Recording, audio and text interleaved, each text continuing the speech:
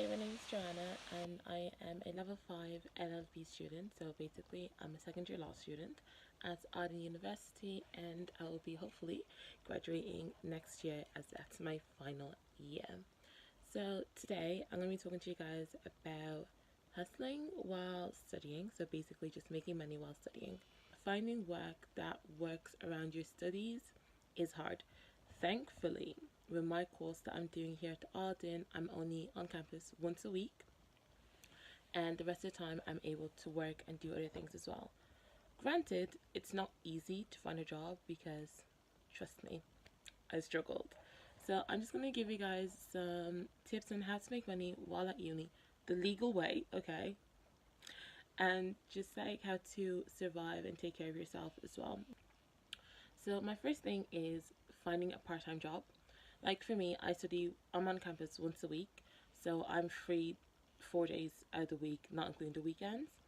And I've got myself a weekend job, so retail is really good for weekend jobs. You can just work your Saturdays and Sundays, or sometimes other days during the week when you're not prepping for your studies, or you don't have any family obligations or anything like that.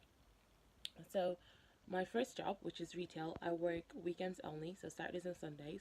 It's only 8 hours, so 4 and 4, but it's really good. It still means I have a bit of money in my pocket, so I can buy any books I might need, or buy a laptop or things like that, just to keep myself, just to keep my bank account nicely patted. Okay. So that's my first thing. Find a weekend job, preferably retail. My second tip would be monetizing your linguistic skills. What I mean is if you speak more than one language, so I speak X amount of languages, 6 languages. So what one of my friends put me on to is interpreting, so freelance interpreting. So in Birmingham, French and Lingala are quite needed. So because those two as well are my strongest languages outside of English, I'm able to work as a freelance interpreter for 2 different companies, and it's really good because it not only means that I'm putting my skills to use, but I'm also putting to use what I've been learning at university on my course.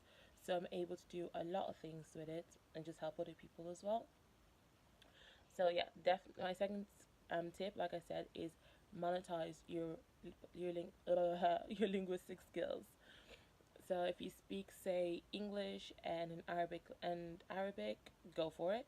If you speak English and any other language, definitely go for it because you'd be amazed how like needed those languages are. It's not until you like get into the field itself you're like, oh wow, it's really needed by everyone. My third tip is also monetize your hobbies.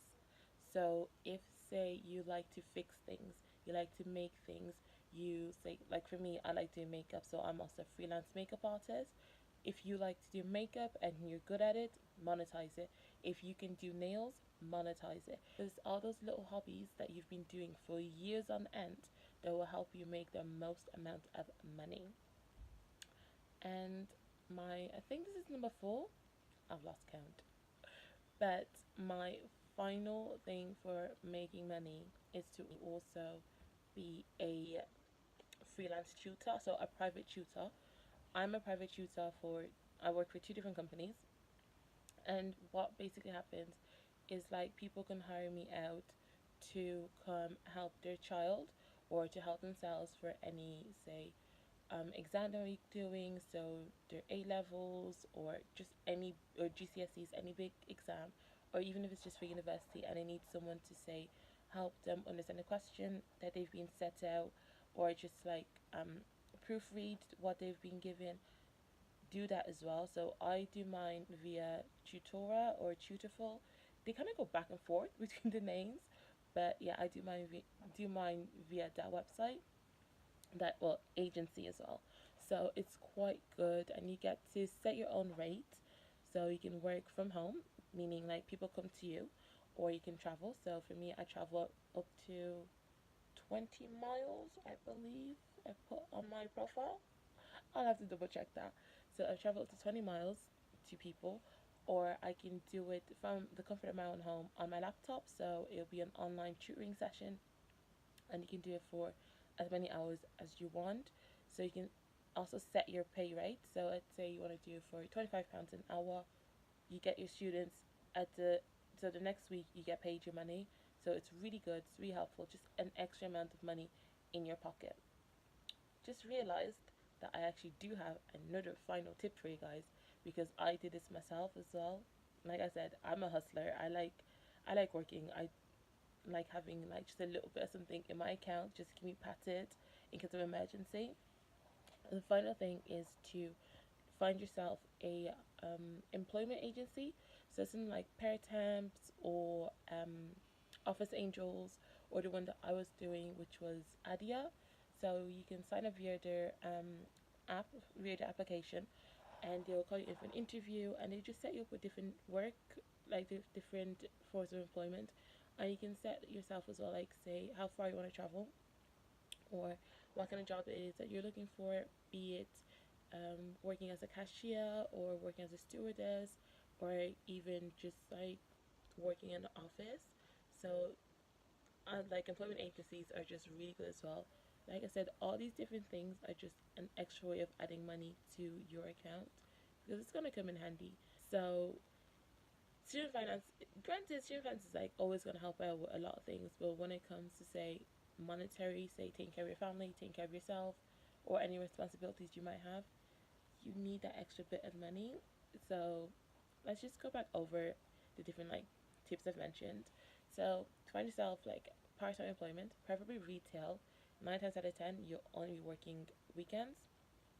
Monetize your linguistic skills. If you speak more than one language, become a freelance interpreter.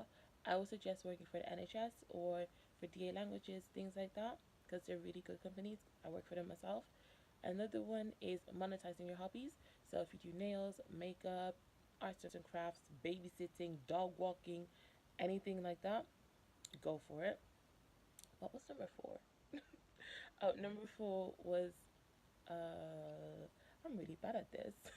No, I believe number four was like just becoming a private tutor, things like that. So just so all the different tips I've mentioned, I hope like it helps someone to survive university. University is hard. Let's not even try it.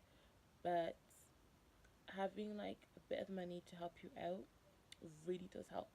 So you'll be okay. It's gonna be hard, but once you start working, even if it's not like a bajillion pounds, just that little bit of extra pocket money, it makes a huge, huge difference. Anyways, I'm gonna go now, guys. It's been great talking to you. Hopefully, you'll find my tips useful. If not, that's sad.